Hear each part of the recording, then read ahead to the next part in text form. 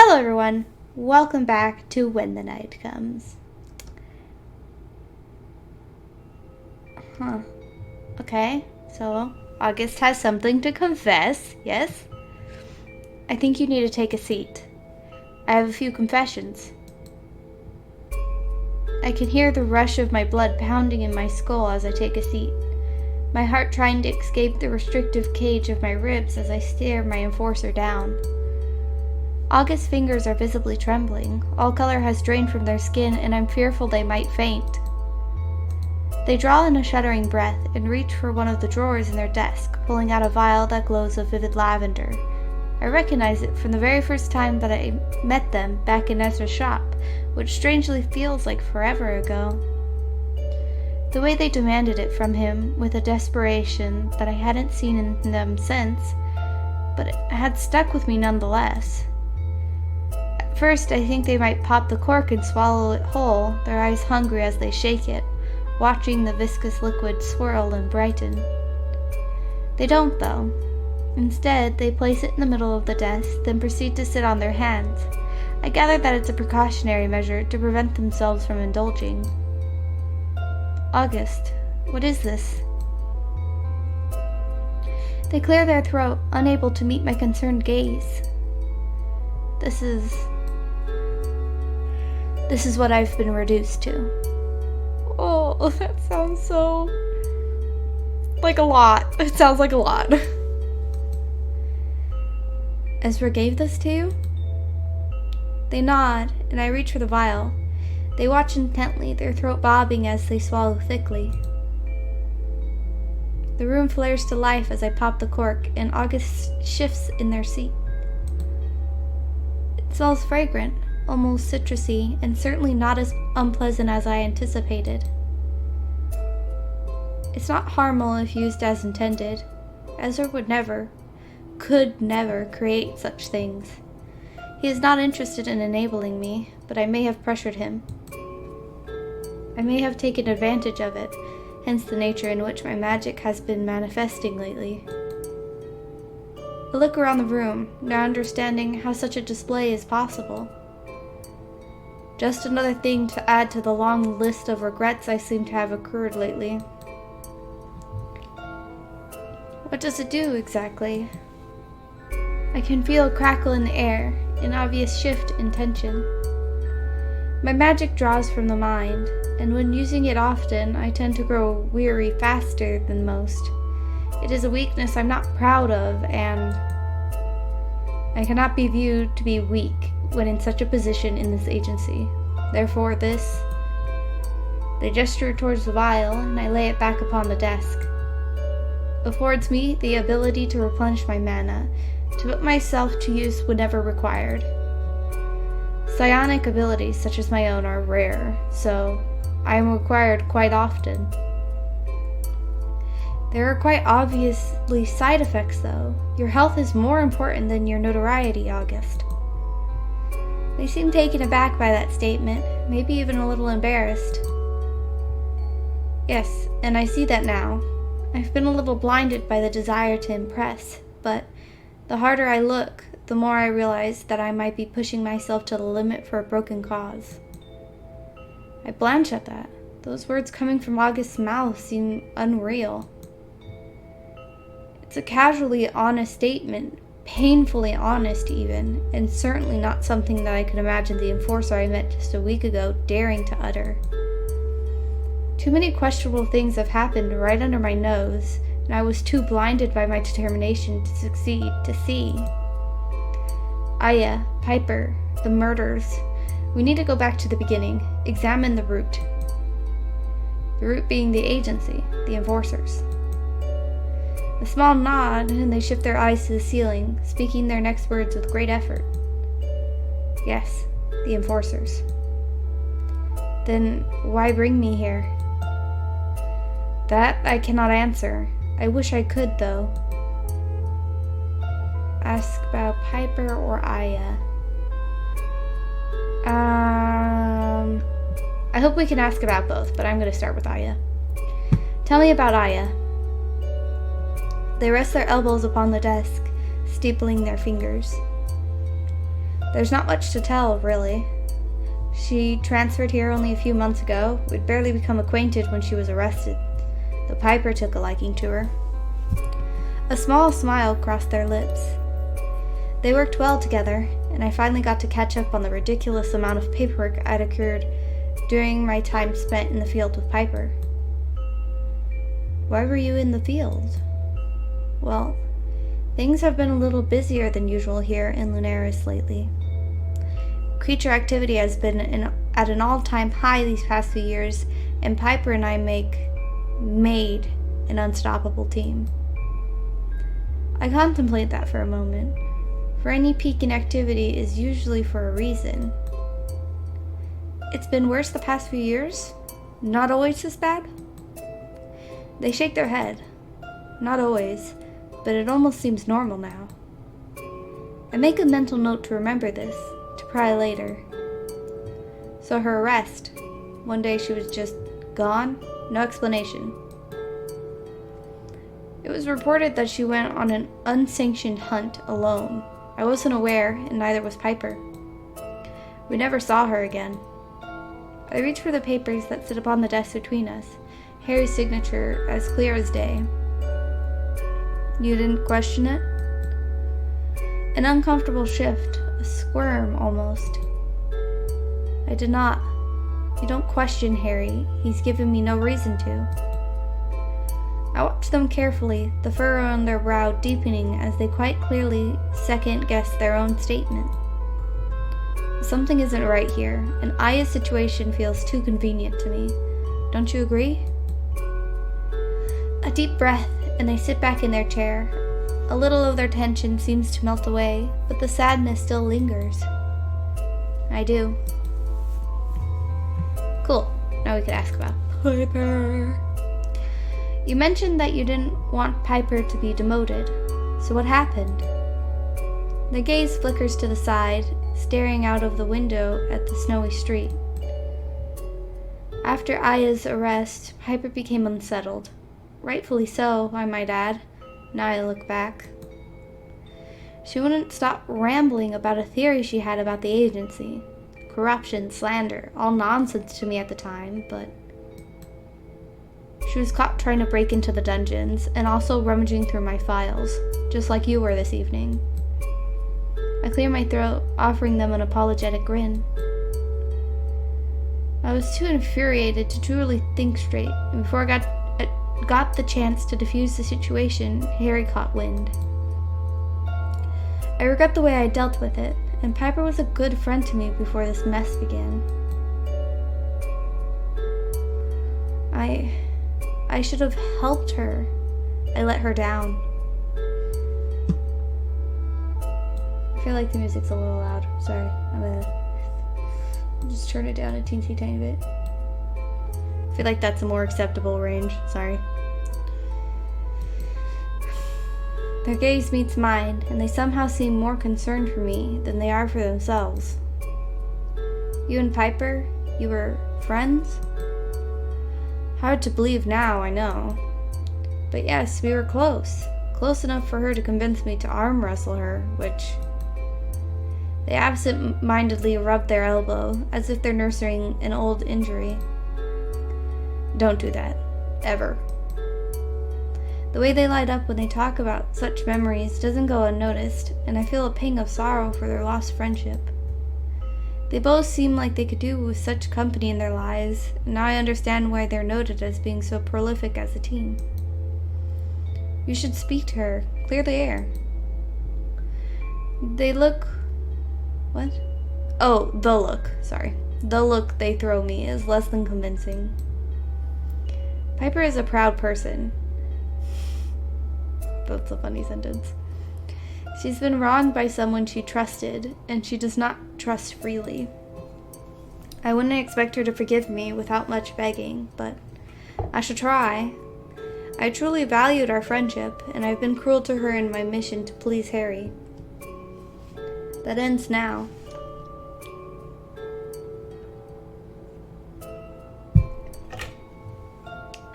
August pushes away from their desk, swiping the still glowing vial as they stand. They cradle it gently in their palm before it's shoved firmly into the drawer from where it came. What next? What can we do? I think you should speak to Piper. She might know more than me, especially after her snooping. I stand too, my touch lingering upon those discharge papers. I want to go into the dungeons. I want to see her.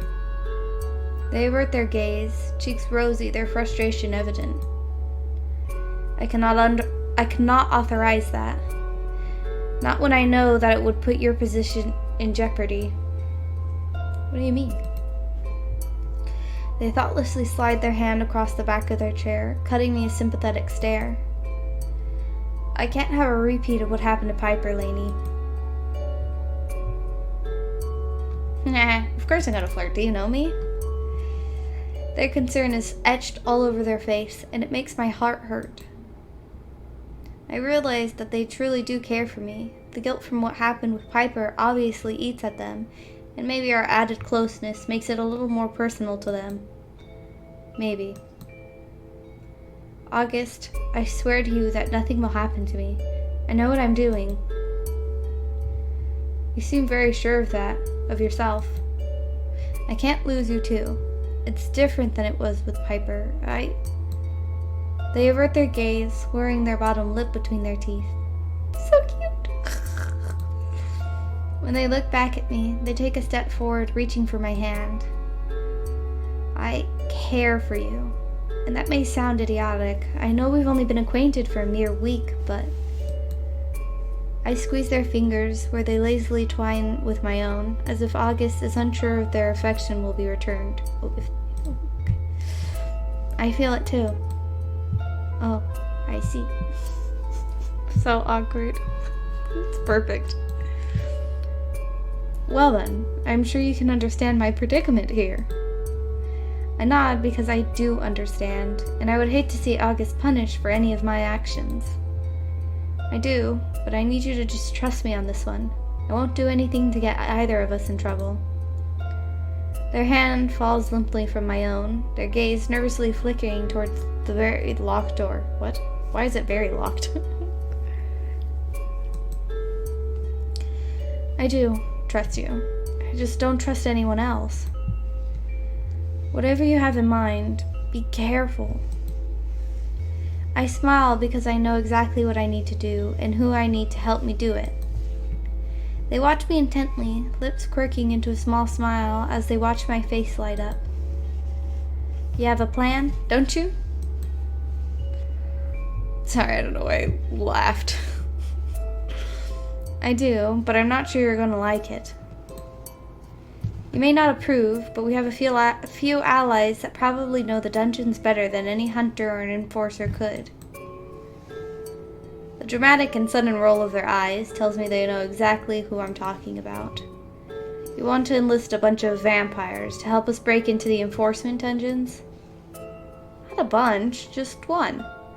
Finn has lived in this town longer than, well, literally anyone. August scoffs, loudly. Lived. He's as dead as a doornail.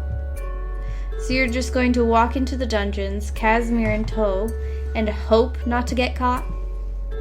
I smile at their obvious distaste for my plan. Ezra, Piper, even Alcar, they can all help too. Do I have your permission to proceed? A pregnant pause follows my question, but eventually August meets my gaze once more.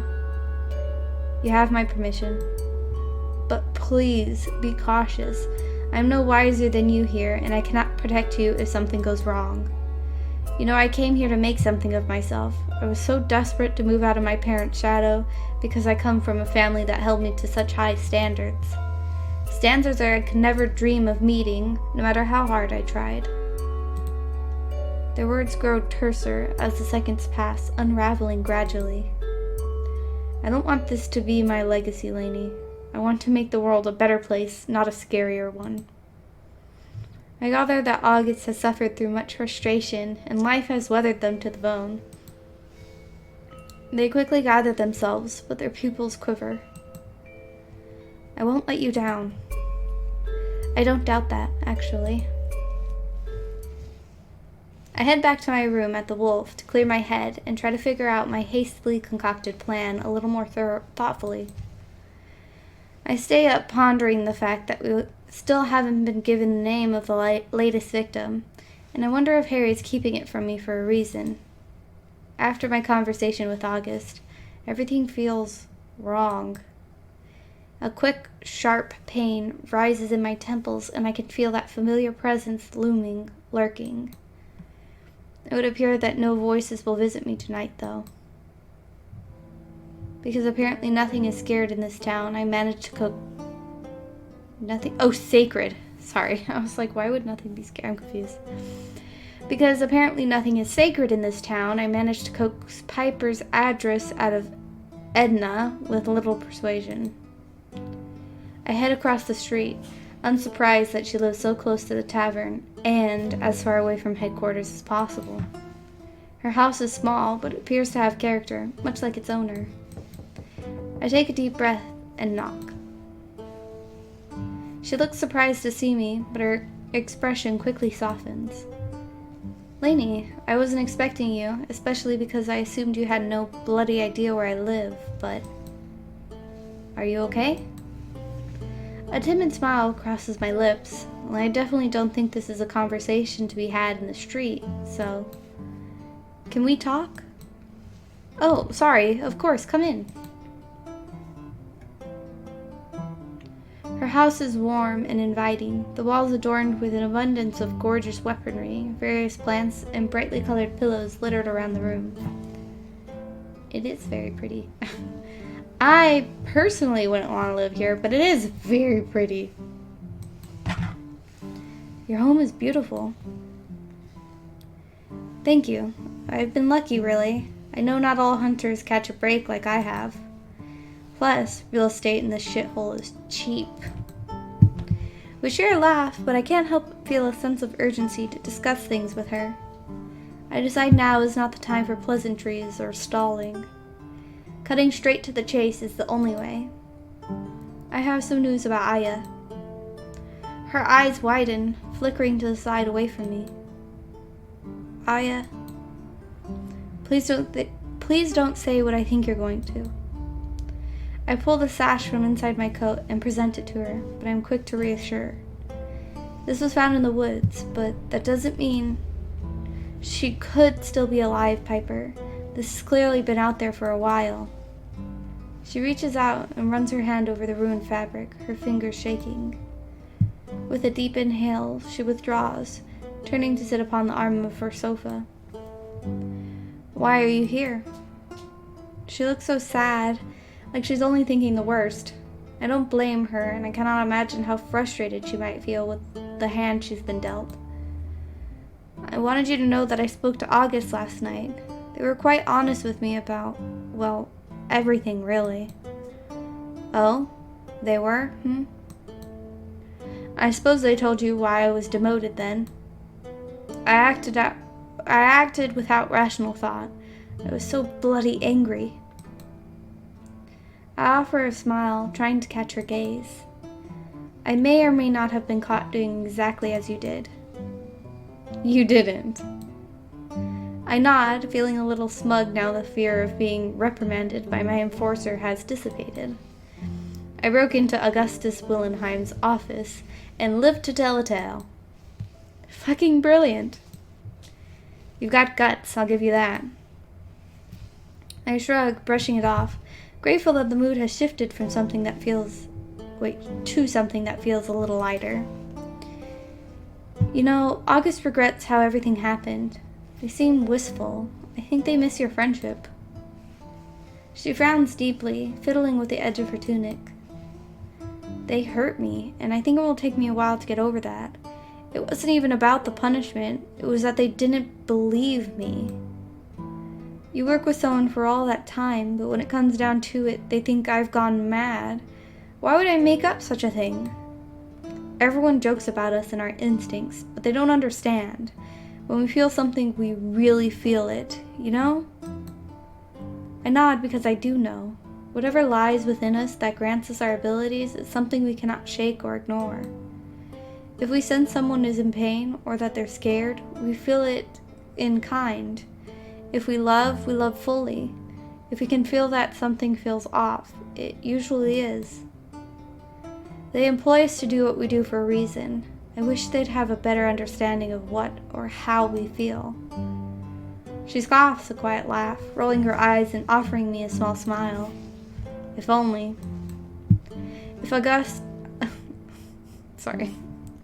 If August wishes to make amends, I welcome their apology, but it will take me a while to trust them again. I was humiliated and betrayed by one of my only friends. They've got some begging to do. Now that I'd like to see. That sounds weird. Shit, me too. I'll get you a front row seat if it ever happens, alright? Deal. Now I have a proposition. Oh? We're going into the dungeons. We're doing this together. No, I don't really want to flirt with you. I have the one that I'm going to flirt with, thank you. It feels weird to flirt with more than one person. You know what I mean?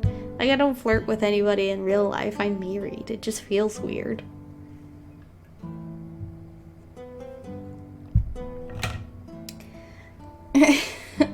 Like I actually talk to enough people to flirt. Sorry. I want to go into the dungeons. She stares at me blankly, expressionless. You fucking what? Are you absolutely mad? Fancying a demotion too, are you? Well, let me tell you, it's not all that it's cracked out to be.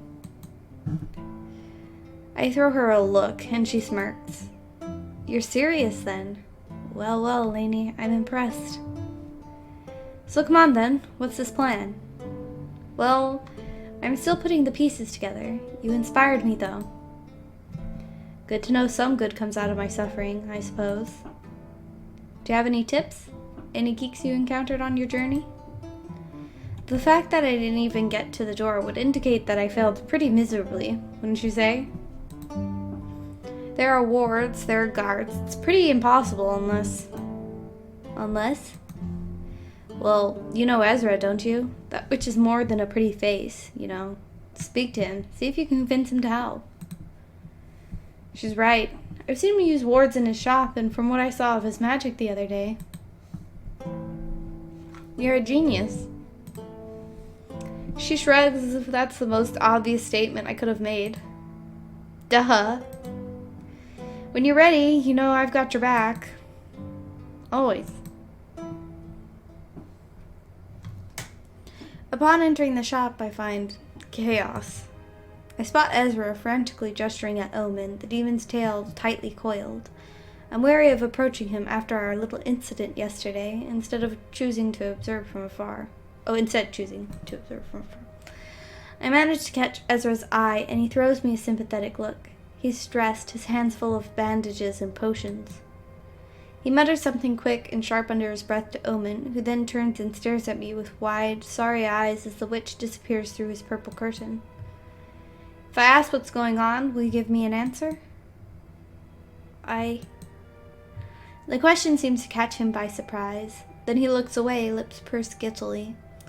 He doesn't seem to have forgotten his outburst with me yesterday, or his abrupt departure. Good. It isn't my intention to trip him with the reminder. But just as well, he remembers. Did you bring someone in who was hurt? Did you? Brown eyes snap to me almost instantly, and Omen moves as though to step between me and the entrance to Ezra's back room, then catches himself in the middle and forcefully drops his arms to his sides. He opens his mouth, stammers without speaking, then his shoulders droop in defeat. A little spark that might have caught on the bandage rolls in his hand. A little spark that might have caught on the bandage rolls. In his hand, peters out. Yes, but maybe you shouldn't see her right now. I mean... He licks his lip, a flick of black tongue so eerily out of place on a face so painfully human in its distress. At least let Ezra see her... I'm getting all tripped up. At least let Ezra see to her first. She needs some space when he works with his magic. Oh, he. Why do I keep putting an S at everything?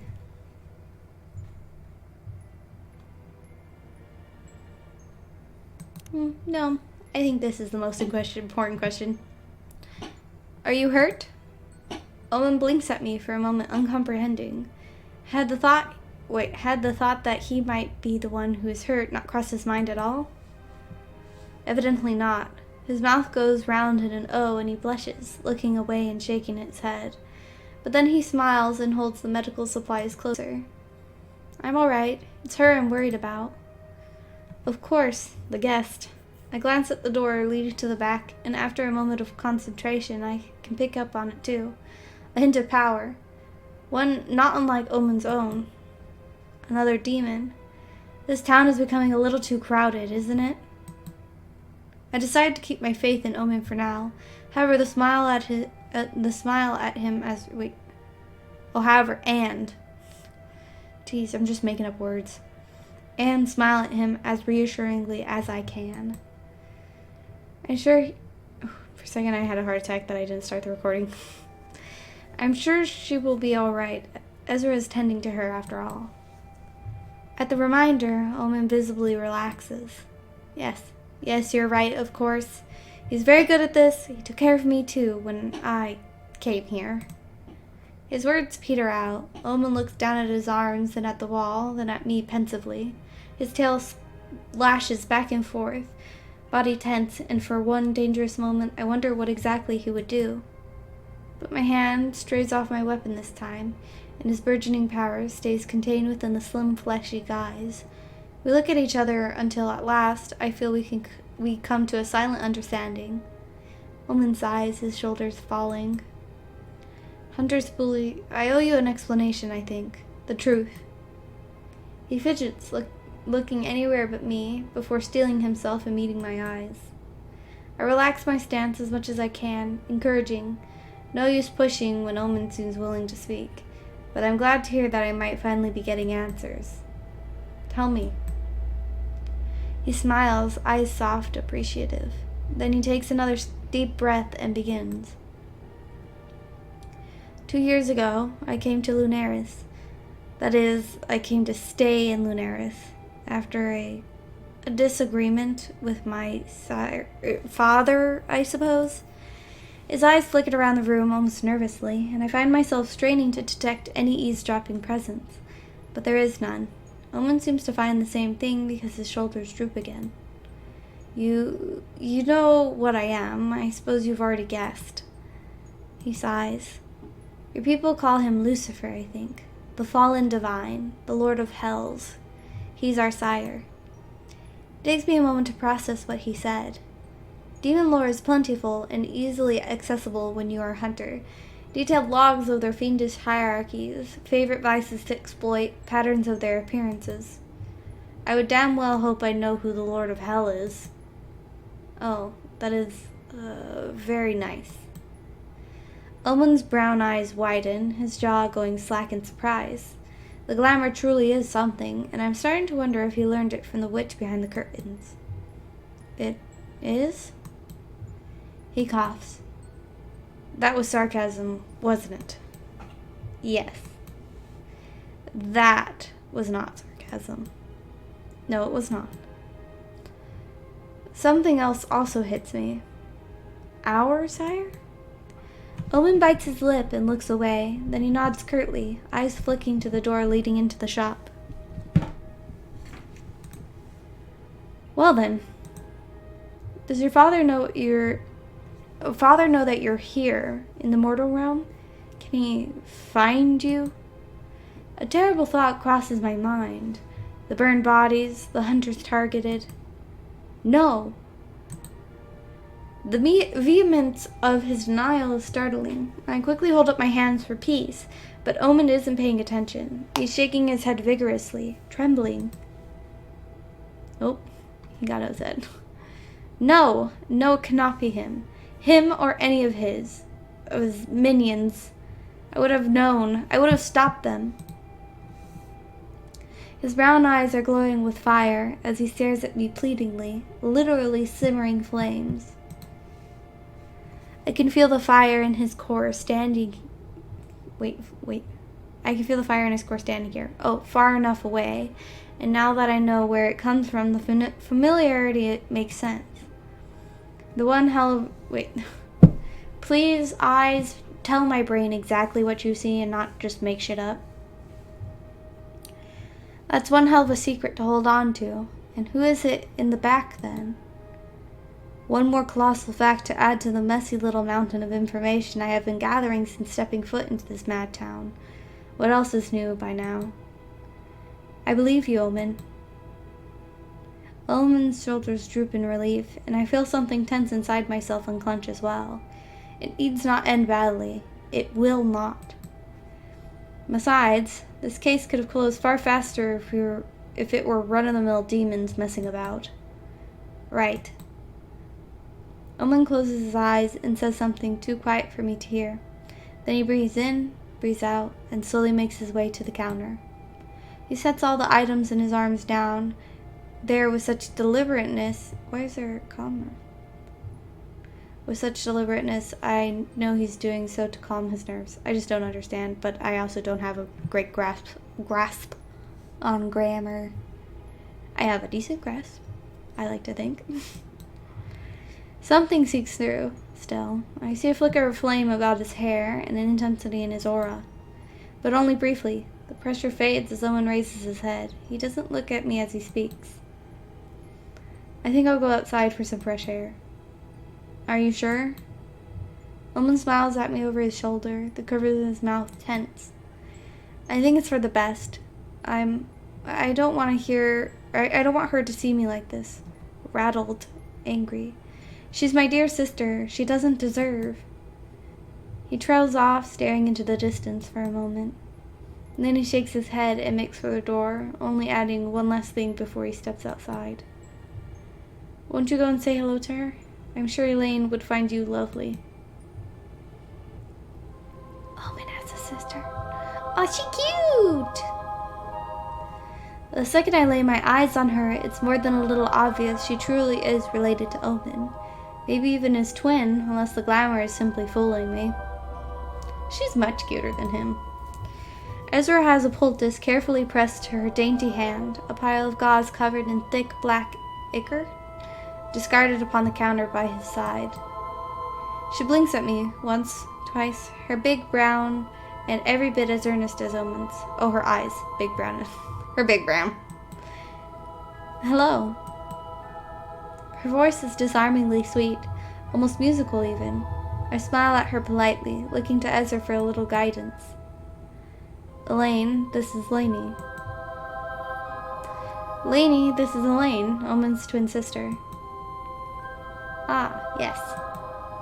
I assume Ezra was just as unaware of her existence as I am, but he's polite enough to stay calm and focused, as friendly and as hospitable as ever. It's nice to meet you, Elaine. Oh, you too. Elaine narrows her eyes at me for a brief moment, shaking her head. She looks terrified.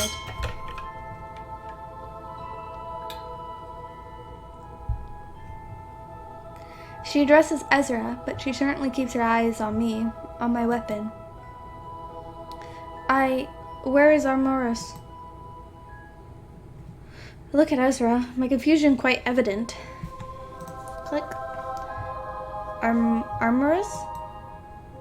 Ah, yes, that. Her face lights up when I say his name, but I gather that she doesn't fully understand my trepidation. Ezra turns to address the demon, patting her hand gently. He's just outside, and you're all healed up, but I do think you should go and see your brother now, Elaine. Wow. Did my voice? Yes. I don't know what's going on. Is that better? I'm not used to talking so much. It's been a while since I recorded a visual novel. Boop boop. Yep, I think I read all that. Okay. Yes, I should. Ezra releases her, throwing me a sorry look over his shoulder as he turns to quickly dispose of the mess of medical supplies. It was lovely to meet you, Lainey. Her demeanor is delightful, elegant, and I'm slowly processing exactly what her brother just told me. Yes, you too. She glances at me briefly before shyly averting her gaze, turning to meekly part the curtains that lead into the shop. The second she's gone, a tall, pale figure bursts through the back door. He looks shocked to see me, but quickly recovers. Okay, so that is his name. I thought it was, but it's been kind of like...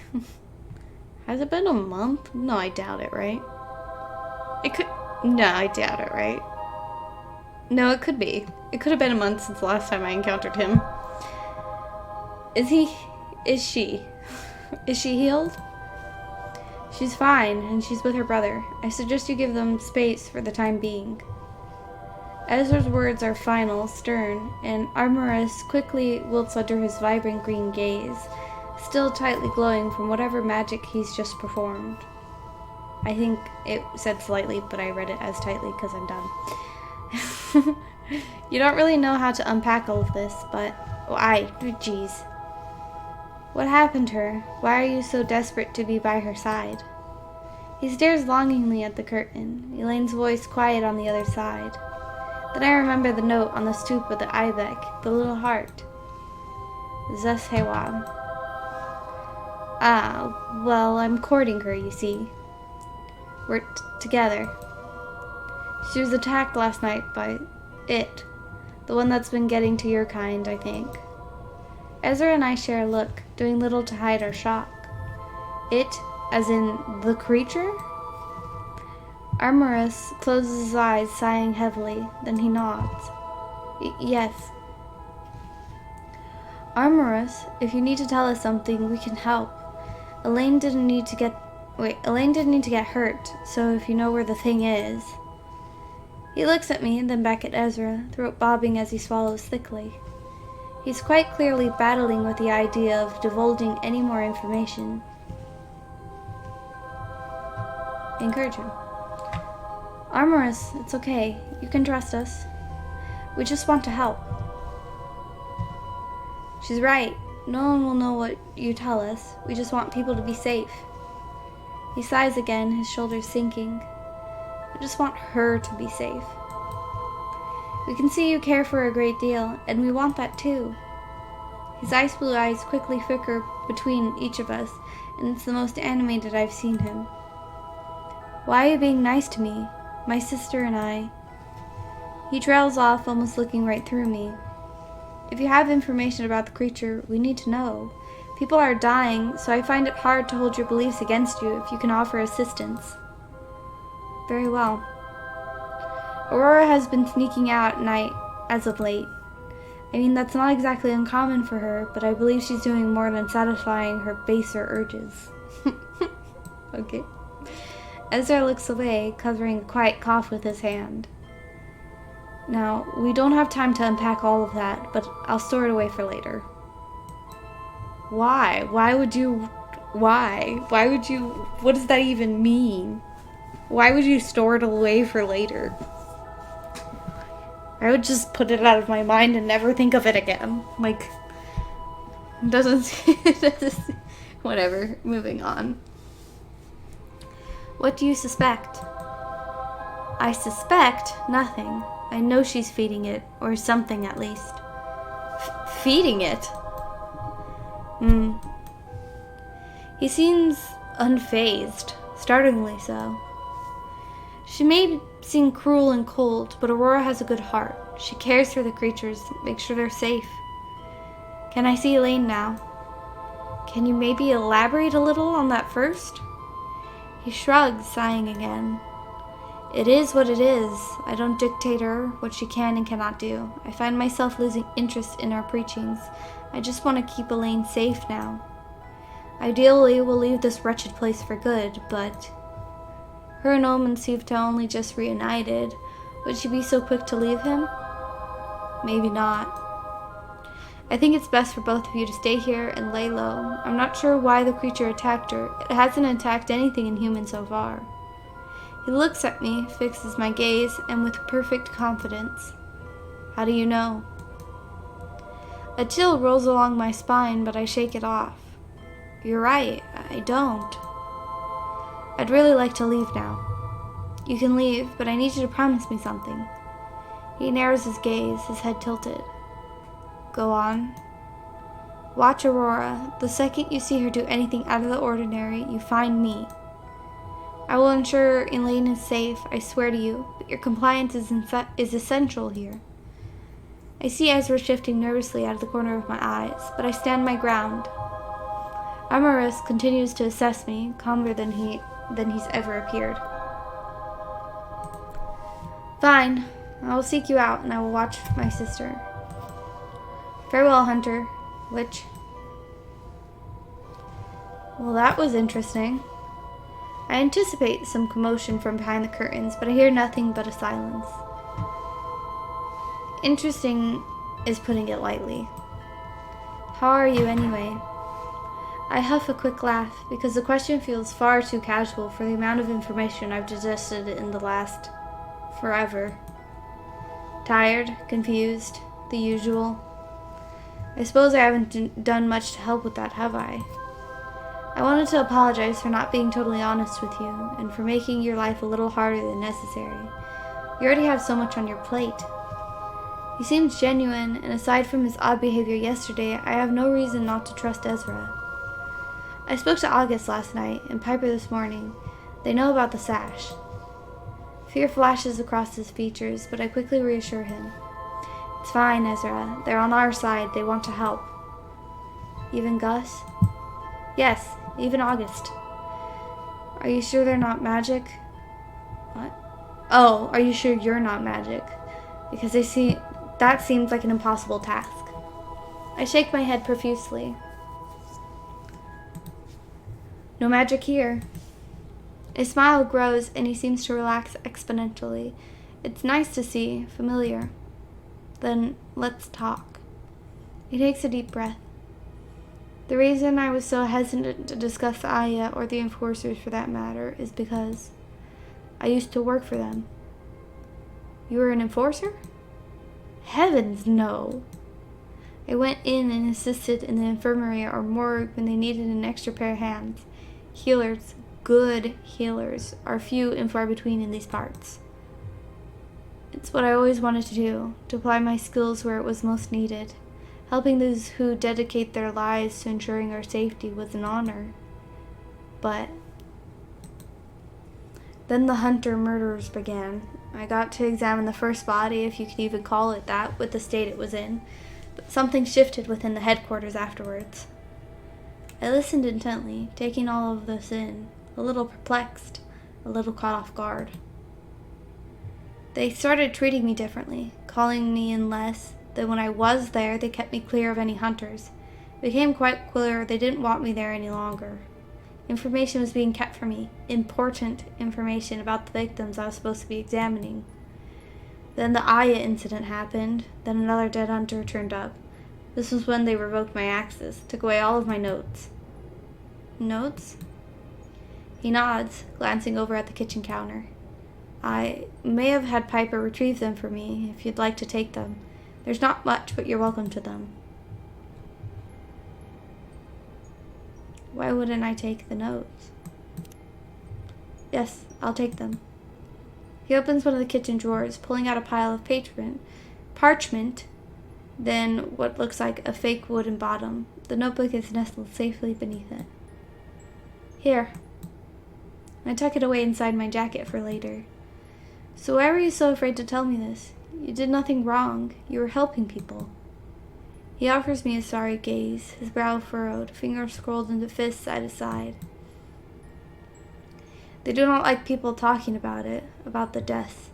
Many of us have our suspicions now, and they know. They will seemingly do anything to keep what's happening quiet. Not like telling me who the latest victim is. Oh, like not telling me who the latest victim is. Exactly.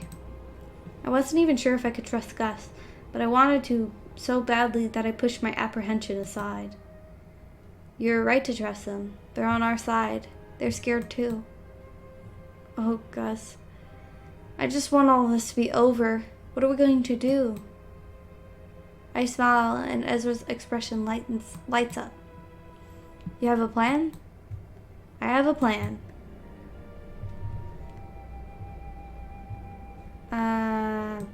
whatever. This plan is simple, but it's imperative that we get it right. Just tell me what you need. Piper and I are going into the dungeons to see if we can locate Aya. If we can talk to her, I think we might have a start. Everything leads back to when she was arrested, as far as I can tell. How on earth are you going to get down there without being caught?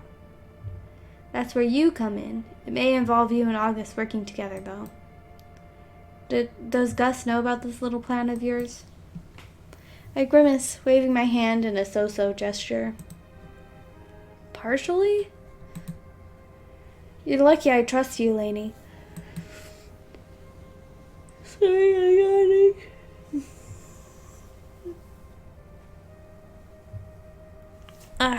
It's so much to just sit in this chair for like an hour. Which is about how long all the chapters are, I think. 45 minutes to an hour, maybe?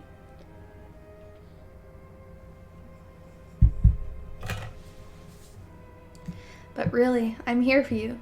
Just tell me when. Thank you, Ezra. Now, how can I find Finn? Why, a secret passageway, of course. You're in the right place. Look at that little wink. He bends down, kicking aside a colorful rug to reveal the hidden hatch. It creaks loudly when he opens it, a gust of cold, stale wind rising from its depths.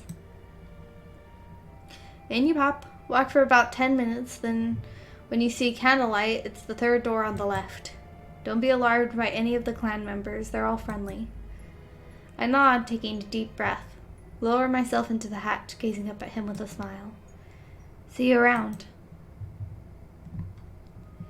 The incessant drip, drip, drip of water guides me forward through the darkness, the stench of damp and decay filling my nostrils as I sink deeper into the corridors of the catacombs. The pitch-black path is long and winding, and the only sound I can hear is the tap of my boots on wet stone. Eventually, I see candlelight flickering ahead, and it would appear that I finally found life. Well, kind of. I remember to look for the third door on the left, just as Ezra had instructed, but as I approach, I find it wide open. Of course. I peek inside, and the stark contrast between the literal tomb outside and what I find in what is most definitely Finn's quarters is astounding. Before I get the chance to take in the view, a cool breeze brushes past me, ruffling my hair and sending gooseflesh prickling across my skin. Hello. A small, darkly clad girl appears before me in a flash, her eyes the brightest crimson as they bore into me. She stands with her head tilted, a toothy grin crossing dark lips. Are you lost, human? She stares me down, wide-eyed and quite clearly trying to intimidate me, but she seems playful. I'm here to see Finn. She relaxes at the sound of his name, and her striking gaze sweeps over me like a caress. She shrugs, pursing her lips. So you're the one he won't shut up about, huh? Well, you do smell good, I guess. Smell good? Is Finn here? She licks a fang, and I notice how similar some of her more human quirks are to his. She's far less poised than him, but I almost feel like that may be on purpose. I'm in Finn's territory here, neutral territory, so I quell a desire to be defensive, even though her eyes are the color of a creature who drinks human blood. He's somewhere, here, around, doing stuff. Helpful. Her smile widens, and she turns to poke at a crystal decanter of whiskey that sits nestled in the corner of one of his many bookcases. So, are you part of the clan? A quick nod, almost too quick to catch. I am. She pours the rich amber liquid into a glass, swirls it, sniffs it with a dramatic grimace, then sets it aside untouched. Her nose is still crinkled, and barely disguised disgust when she looks at me again. I wish that thing you're looking for would stop killing hunters, you know, because that means more of your type will come. Then more enforcers, which is the last thing we need in this shitty town. I hear footsteps, loud ones that echo off the stonework in the hallway. Lainey. I suspect he knew I was here, but his shock is charming nonetheless. He looks at the girl, who throws him a decidedly wicked, wolfish grin, the picture of innocence. Raven, are you being nice? The girl, Raven, shrugs, sidling up to him and resting her head on his shoulder. She rolls her eyes hard enough that I'm impressed they don't fall back into her skull. Yes, Dad. Finn's face drops, his eyes narrowed. I get the impression that if he could blush, his cheeks would be the prettiest shade of pink. I stifle a laugh, and with obvious delight, Raven notices. Raven. She laughs, the sound loud and obnoxious, but somehow still charming. She shoves him playfully, but Finn remains stern. Are you going to introduce me to your friend? The suggestive waggle of her eyebrows doesn't go unnoticed, and Finn sighs heavily, offering me an apologetic smile. Lainey, this is Raven. I'm his kid. There's a low, exasperated rumble of warning in Finn's throat, and I find myself enjoying the way he bristles in her presence. Finn throws her a death glare, and she proceeds to look guilty, but just a little. He raises a single dark brow at her, and after a quiet scoff, she enthusiastically steps forward and offers me her hand. It's really nice to meet you, Lainey. You being in town has given Grumpy Pants here something to do other than mope, at least. Do not mope. Raven rolls her eyes, and I finally take her hand. Her grip is firm, and I wonder if she might be trying to unnerve me when her startling eyes widen exponentially. Hurt him, and I'll eat you. Got it? I open my mouth to respond, but before I get the chance, she's laughing again. Finn looks mortified, and he carefully pries her hand from mine and ushers her towards the door. It's time for you to go, I think. Raven pouts, raising both of her hands in defense. I was joking, obviously. I like her already. She offers me a little wave and rises onto her tiptoes to press a kiss to Finn's cheek. He looks at her with unabashed fondness, a small smile creeping onto his lips. Go. Say hello to Lux for me, and be good. He runs his hand over her shorn scalp, and she swats at him playfully, scoffing much like a teenager would at an embarrassing parent. I'll do more than say hello. Bye, Lainey. Another disapproving rumble, and Finn almost looks like he wants to chase her, to administer another pep talk, but he stops himself. And with that, she's gone, the door slamming loudly and shaking in its frame. Finn groans, running an iron hand over his face as he walks to grab the whiskey Raven had poured him. She's interesting. A quiet laugh, and he sips his drink. She's a pain in the arse, but she's my pain in the arse. I sired her, so she's my responsibility. She jokes about me being her father, but I suppose I am in a way. He takes a small sip of the whiskey, savoring the taste for a moment before he speaks. I don't know why anybody savors the taste of alcohol. Never have I done such a thing, and never will I do such a thing. It's icky. It's icky. I mean, there's stuff that obviously tastes better than other stuff, but it's icky.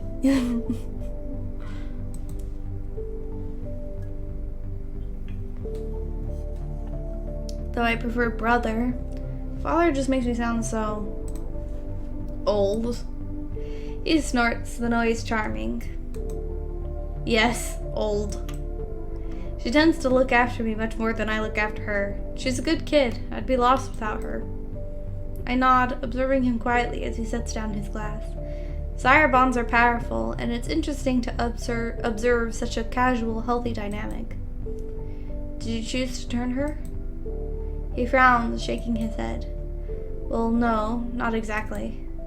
It's complicated, but I made a choice that I'll have to live with forever. Literally. I've seen too many die at the hand of my sire, and something about her struck me. He planned to leave her for dead, but I couldn't let that happen. He smiles, and it's bright, earnest. We're kindred spirits, I guess. As much as I have regret for cursing her with immortality, she's the closest thing I have to a family. Anyway, Lainey, what brings you to my neck of the underworld? He leans back against his desk, still cradling the glass. I need your help. I have a plan, and I think I might need your help to execute it. He tilts his head, curiosity obviously piqued. A plan, I do love those. Tell me what I can do. Don't you want to know the finer details first? He shrugs, running his tongue over his bottom lip. Makes no difference to me. I trust you implicitly. So, if it means I can help you in any way, I'm all ears. Just tell me where you need me. Piper and I are going to attempt to break into the dungeon beneath HQ. His ears flicker, almost flattening against his head before they put themselves to rights. He cannot mask his surprise, nor his apparent interest. I see. The dungeons, He whistles, scuffing his boot against the stone floor. I can help you, but I may have a favor of my own to ask you if you're bold enough to venture down there. I narrow my eyes at him, contemplating if I want to tangle myself into yet another web. What is it? He pushes away from the desk, standing tall. An important member of my clan has gone missing, and I'm positive that they have him. As I'm sure you know, any trust for the enforcers is wavering. I want my friend back. He's done nothing to warrant being thrown in a dungeon.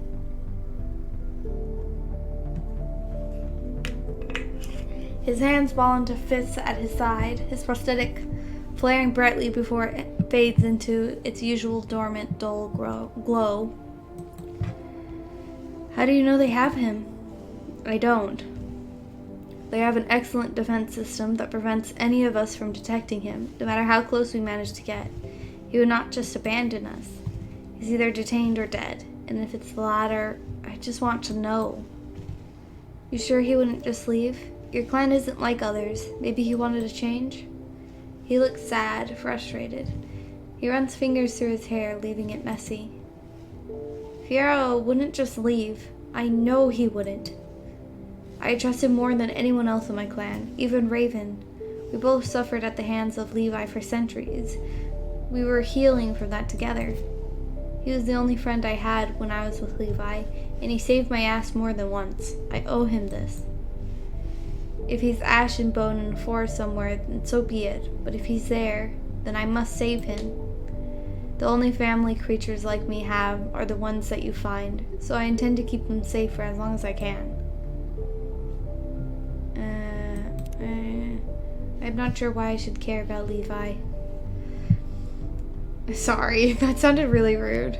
It's just that it's his backstory. He's a character. Like, if this was somebody I knew, I guess I'm just not all that attached to him. Whoopsie. Why do you think they would take Fierro specifically, if you're so sure he's innocent? Sorry. He shrugs, clearly quite confident in his theory. Because he's valuable. He's an empath, a powerful one. If he saw something he wasn't supposed to, or even if they just managed to overpower him and get him alone. A quiet growl rumbles in his chest. It was his chest, not his throat. I'm just making up words again. I'm actually really tired for some reason. I rarely let my clan members patrol by themselves, regardless of our supposedly stable relationship with the enforcers of this town. But I was stupid, and Fierro was a good sweet talker. He sensed someone in distress in the woods, so... His shoulders sag, his eyes falling to the floor, losing their sparkle. So I allowed it. Therefore, if anything has happened to him, it's my fault. Finn prides himself on being the opposite of his sire, and I can see that this is eating away at him. You can't place blame on yourself. You didn't know. Plus, if he is as valuable as you say he is. His eyes light up when they meet mine, fingers twitching upon the surface of the desk. Then they could be using him, so he's still alive. I smile in return, tilting my head this way and that. Well, ish. He laughs, and I can't help but join him.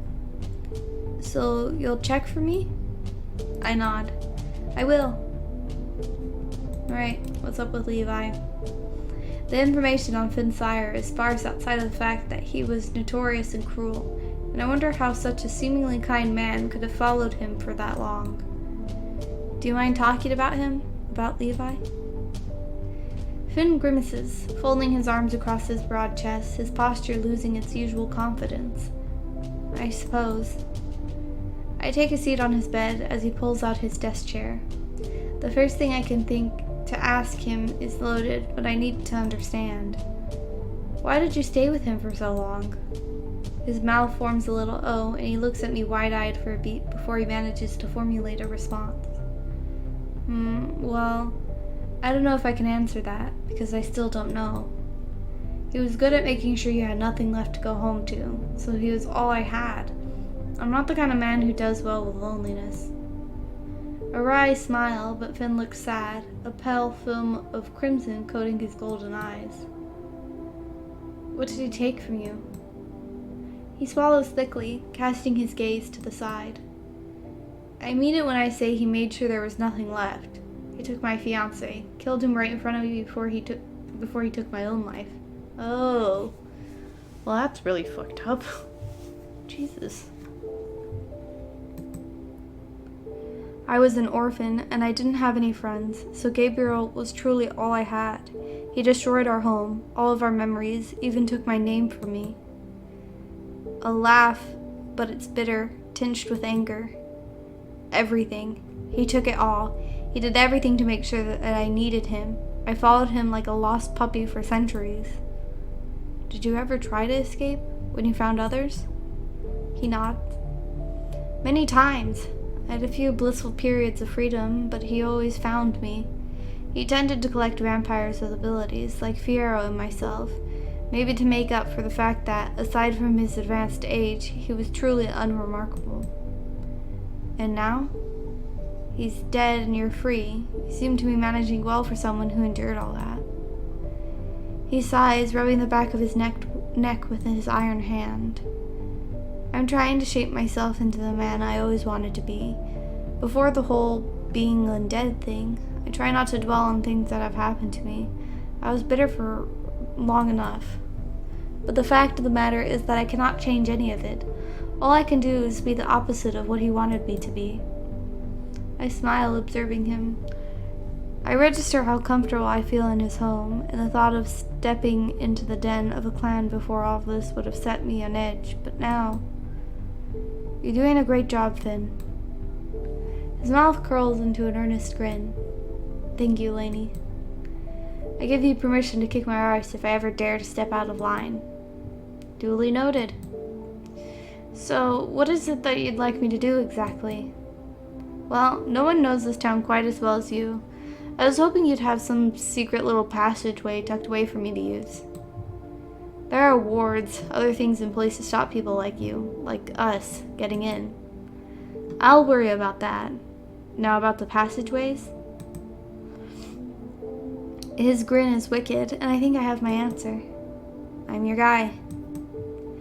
Just say when, and I'll be there. If you need anything else, just come running. I bid Finn farewell, and now I only need to find one more friend. I saved the most stubborn till last. Alcar is waiting for me when I return to the inn, and for some reason it doesn't surprise me anymore when I catch his eye across the tavern, where he's been nursing a mug of ale, clearly pouting. That the pout disappears when he sees me surely counts for something, though. The way his lips thin instantly make me think perhaps not. He gets up, movement slow and deliberate, and I remain by the door for a moment, wondering if, hilariously, he's somehow trying not to scare me. Which of us is the one who should tiptoe? Took you long enough. Was wondering if the bad shit got to you. Do you need something? Yes, actually. Alcar rubs the back of his neck and gives me a critical once-over, frowning deepening. When he glances behind his shoulder at the sparsely populated tavern, the 3 or 4 people lounging about seem deeply engaged with their own conversation, but I nod understanding. My room? Ha! Alcar barks a short, scornful laugh. So your superior can come knocking on the door and catch us? Not a chance. Are you saying I'm trying to ambush you? He frowns at me until flickering, then going still, his voice low and steady when he answers. Sorry, I got distracted by my jacket. Dumb, right? No, I'm not saying that, but I'm not keen on taking chances right now. Tell me you agree. Much as I loathe to abandon the promise of a horizontal, not bare rock surface to lie down, close my eyes and try to even process the day, he's right. And if Alcar has any more information, any more at all, I want to hear it. I need to hear it. Alright then, where? The woods. Are you serious? The deep dark woods where I just killed a youngling not more than a day ago? Alcar rolls his eyes. Would you prefer the graveyard where those damn Woodridge twins can probably hear every word we say? Not all the woods are dangerous. I would know, I live there.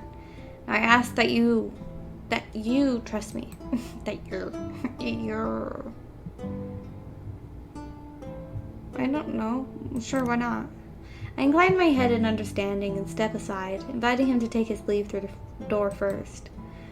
Alcar doesn't move immediately. He stays where he is, arms crossed, and regards me with a strange expression. Not unreadable, but almost as though he doesn't quite know what expression he should be making. Is this something the matter? You're one trusting motherfucker, aren't you? I scowl at him. You and your friends in this lovely little town aren't giving me a lot of choices. I expect another eye roll, a scoff, a dismissive wave. Instead, Alcar inclines his head, and there's something almost like guilt in his grimace. Let's go. Lunaris is cold and lonely. Oh, it's a cold and lonely shell of its daylight form tonight, and I have to almost run to keep up with how quickly, though sure-footedly, Alcar moves through back alleys. The chill sinks into my bones, unbidden. I wish I wasn't here. I wish I wasn't following a half-werewolf into the dark unknown towards more mystery. Can I please read? Oh, God of words, please bless me with speaking. I don't know. Omen's confession is still ringing in my ears, as do so many other things. Did you know that Omen is... Alcar shakes his head, ears flattening. Not here. Another turn and we've stepped beyond the village bounds. Trees loom above us, moonlight flooding through the bare branches to afford them light. Alcar leads me a little further away until the roofs of houses are barely visible, then turns to me. A while ago, I got into a fight with one of your hunters. He jerks his chin towards the village. Well, not one of yours, I suppose, since you just got here and all, but one of theirs. Some bloke, I didn't even remember his face all that well. Alcar pauses for a moment before rubbing at his chin almost nervously, eyes narrowed, but then he shakes himself a bit and continues. It was a full moon. I had, an argument with my sister. Didn't go well. He grimaces at the memory. And when I transform when I'm upset, my control's not as good as it could be. But I know I didn't kill him. Would have damn well remembered that if you ripped a man apart with your own claws and teeth. Okay. But when I came to, he knocked me out, I guess. You hunters and your annoying little gadgets. Your enforcer friends were already swarming over us like hornets. But I don't see the man. No blood either. I can't even smell my own. That doesn't mean you didn't hurt him. Alcar gives me a look. Okay, smartass. The point is that your hunter friend vanished. Poof. They, the enforcers, dragged me off to their fun little dungeon and kept me there for fuck knows how long. A fucking week, I think. More. And then they brand me and they punt me out on the street. Too dangerous to just snuff me, I guess, given how I knew Ezra and Finn and all. But here's a question for you two, Hunter Spoolie. What do you do when a creature's hurt a hunter so badly he apparently isn't walking around anymore? Press my lips together. Nothing pleasant, I know that much, assuming the creature in question was allowed to escape with their life at all. In my experience, the brand is reserved for things that have a prolonged use. Or creatures too delicately tied to the order of things to be freely snuffed, as Alcar so elegantly put it. But surely, if he has wounded a hunter so terribly, he would still have been in the dungeons. Perhaps Finn and Ezra parlayed for your release. But Alcar is shaking his head. They didn't. And correct me if I'm wrong, but you hunters don't get retirement leave till they can't walk on two legs anymore. And even then. Well, there are always prosthetics. Alcar barks a sharp, bitter laugh and shakes his head, but neither him nor I find humor in it, I know. Meow, I get poked. I got poked by something. He is quiet for a moment, running a hand through his hair, messing with his clothes, fidgeting, nervous. I step back a pace to let him collect himself. No use pushing him for anything now, not when he's already so open with telling me everything he knows. I didn't kill that hunter. Alcar's frown is deep, but his words are quite fierce. Wait, quietly fierce. What? What? My throat hurts. Can this be over, please? My throat hurts really bad.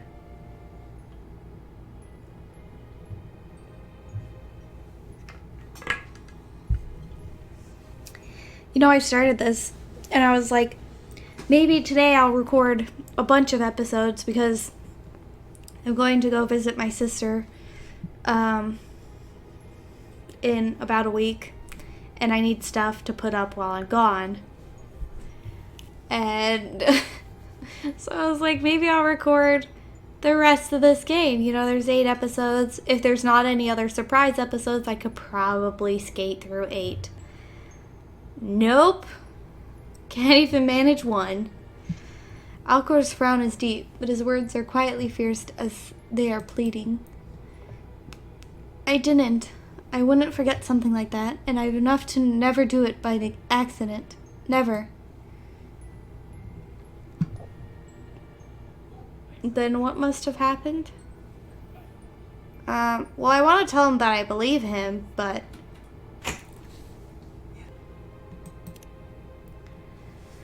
Then what happened to the hunter? Do you know who he is at all? Alcar scowls at me, though his tail switches back and forth in chagrin.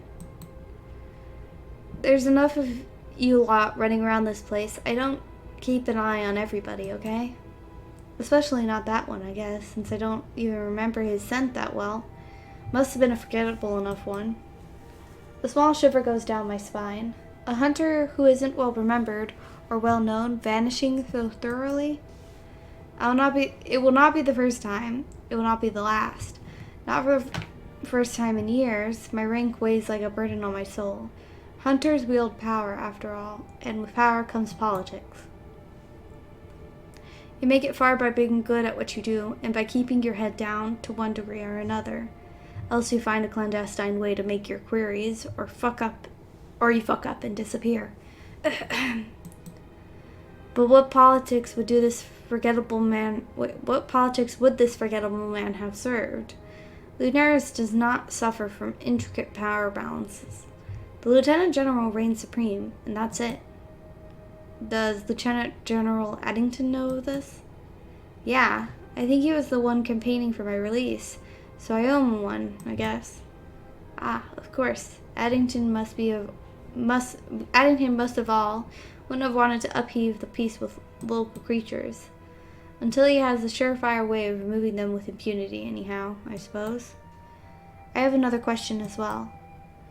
Were you aware Omen came from hell? Alcar frowns at me, then squints and snorts. Of course. Where else would they be coming from? The general store? I hope he doesn't hear the sound of my teeth gnashing as loudly as I hear it, but with the way his ears suddenly stand up and cackle. Oh, and the cackle. Oh, he cackled. I thought his ears were cackling, and I was like, that makes no sense. I know he's seen something. I meant that he is the son of the Lord of Hells. You were the one who didn't ask. You weren't giving me a chance to, as I recall. And why exactly should I have told you? Oh, by the way, we've got a demon prince in town. He's easily spooked, but don't worry about that because he's harmless. Like that would fly. He pauses for a moment to consider his own words, then shrugs. I was his secret to tell. He didn't have anything to do with the mess that's been cropping up around here, including that fact. Besides, Ezra was the one who chose to offer him a place to stay. Same as he offered to help me, help Finn, help anyone who so much as looked like they needed it. Loman came to his door asking for aid. Why would he be different than any of us, than you, who we took in that night too? I can think of a few ways a hunter might be different from all those things, but I understand the spirit of it. Omen has stout friends in this town, and if I didn't misread the hint of protectiveness in Alcar's voice, some are more than just stout. I understand. Alcar inclines his head in acknowledgement, his eyes sharp, intense. It's more force than I have ever seen from him. Good. Then he chuckles and leans away, signifying that the conversation is at an end. See you tomorrow? Where are you going off to so soon? Back in my hovel before the big bad vampire comes to scold me about staying out in the cold, of course. What else?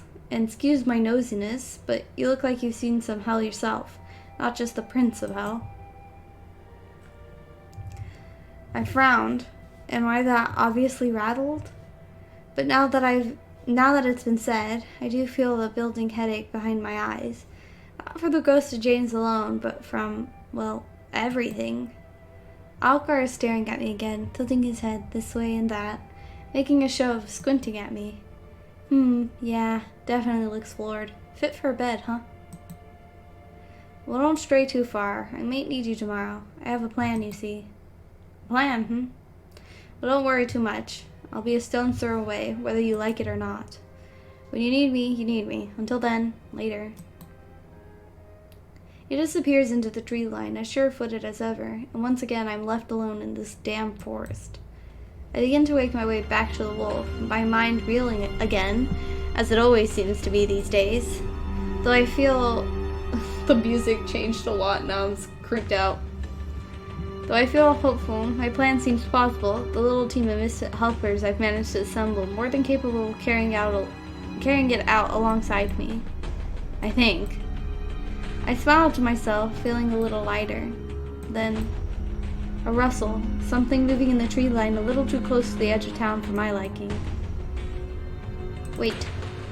I stand my ground, quiet as I try to get a feel for what might be approaching.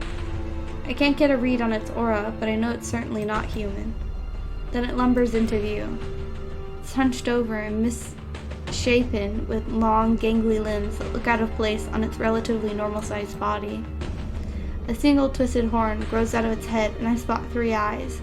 The third seems new, underdeveloped, and melds crudely above the existing left socket. It's covered in patches of scraggly fur and scales, and in some places its skin entirely burned off. An amalgamation of mismatched parts and pieces that look like they don't belong. That clouded gaze meets mine, and merely looking at it gives me a headache, a weak demonic aura that makes my body beg to look away. And something hits me, something that makes me hesitate to draw my weapon. I cannot place this feeling of complacency, of ease, and nor can I fight it. Is this how my comrades were killed so easily? Does it have some kind of power over us that makes us freeze, become immobile? Or is it the dull ache of familiarity that settles in my gut to make me pause? The feeling that I shouldn't harm it, that it deserves empathy, mercy. It opens its crooked jaw, melded sinew and molted skin stretching and splitting to reveal a set of violent, jagged teeth. My body screams at me to fight, but my feet are firmly planted, stuck to the forest floor. My fingers do not move, my weapon is safe in its holster. It takes a purposeful step towards me with a low, rattling groan, teeth bared. Oh, God. Am I about to die? Should I save? Do I have a... whatever, I'll just start here. Yeah, thanks. Boop. My heart races as I stare into its unfocused eyes, all three of them blinking at a sequence. That's creepy. That's really creepy. There's a loud ringing in my ears, and I've never felt like this before. My instincts are screaming, pulsing, dying for me to do something. Anything, and yet all I can apparently do is stare down my bitter end. Then, something watches over me, and in a split second I gain perfect, blinding clarity. Run. James. The creature takes another step and howls, a broken, blood-curdling screech. Run. I listen. The choice you make on the following screen will determine who you romance for the rest of the game. Choose wisely. Sure, I'll save. August. Obviously. Did you think it could be anybody else? Sorry. Wait. Go to the wolf? Omen, Ezra, Alcar, Piper, August, Finn. Can I pick no one? Is that what that is? Interesting. As though my body already knows where I need to go, where I want to go, my feet carry me towards headquarters. I don't look back, but I do hear the rustle of trees, the creature's maddened aura fading. It's heading back into the woods. The town is safe. For now. I was right to assume August would still be in their office, but a dull but inviting blue glow emanating from beneath their door as I round the corner. I do not knock, and the door opens with ease as I press my palm onto the wood. August stands quickly, startled by my entrance, their eyes wide, the room aglow. Lainey, what is it? They walk toward me, the report they were writing on left askew on their desk, quill still dripping ink over the page. I'm a hunter. This is my calling, my life. I've killed far bigger, far scarier things than this, so why do I feel this way? I take a deep breath, shaking, feeling ridiculous that this seems to have affected me. I saw it. I think, the creature? August reaches out, placing a hand upon my shoulder, their touch soothing enough to ground me and quell my unwelcome nerves. Are you hurt? I shake my head. Something happened, like there was this invisible force preventing me from attacking. I felt like I knew it, August. They drop their hand, running long fingers through their hair and turning to sit upon their desk. With a heavy exhale, their shoulders sink. You're here. You're okay. That's what matters. They squeeze their eyes shut, worrying their bottom lip between their teeth. To think that something might have happened to you. To think. A pause, and then a smile? Laughter bubbles forth from their lips, an almost manic sound. When they open their eyes, their bright gaze meets mine, and August looks happier than I can remember ever seeing them. I find myself smiling in return, my brush with possible death forgotten when I look at them, the sense that, with them by my side, nothing can touch me. August? Forgive me, I just find it entertaining that I could feel this way about someone I've known for a mere week. Feel this way? A single dark brow climbs toward their hairline, and the lightest flush appears on their cheeks. Like I can't possibly imagine what it would be like without you here. Oh. Funny, because somehow I feel the same. I need you in my life! Like everything points to August. Like it would be unstoppable if we were together. Forgive me if I spoke out of line. I know that was unprofessional. Why would I wait? Go ahead. Give him a kiss! So funny. I am really not this bold of a person. I'm more of just like peek at someone from the corner of my eye. I'm like, oh, they're cute.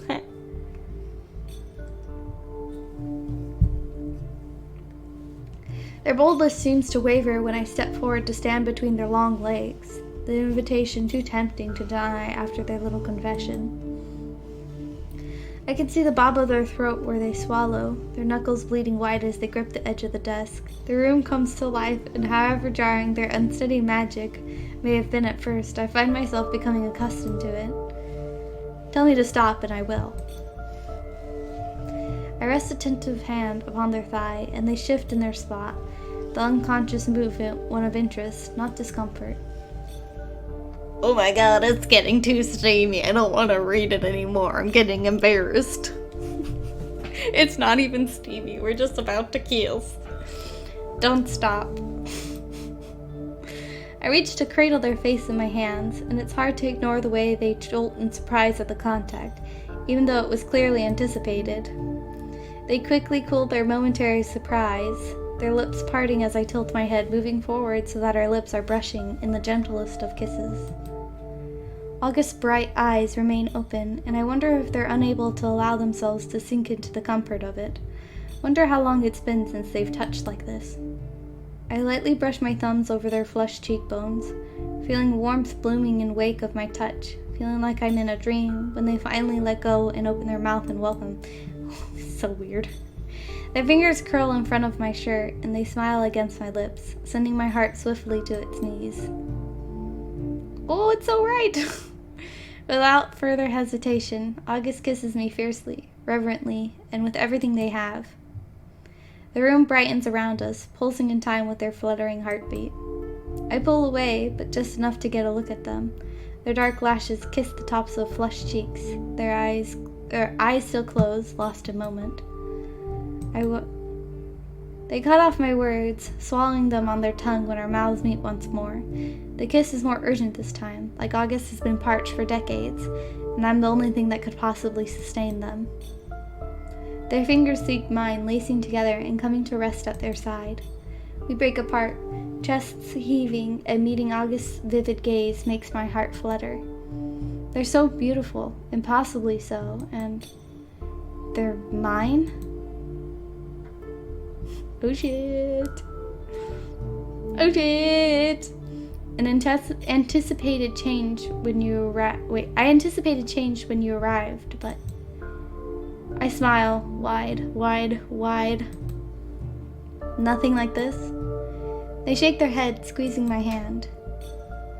You were unexpected. I laugh because, well, yes, unexpected is one way to put it. Falling for my enforcer was never on the cards, but August is something I cannot resist. So, what now? When I look at them, I see how far they've come.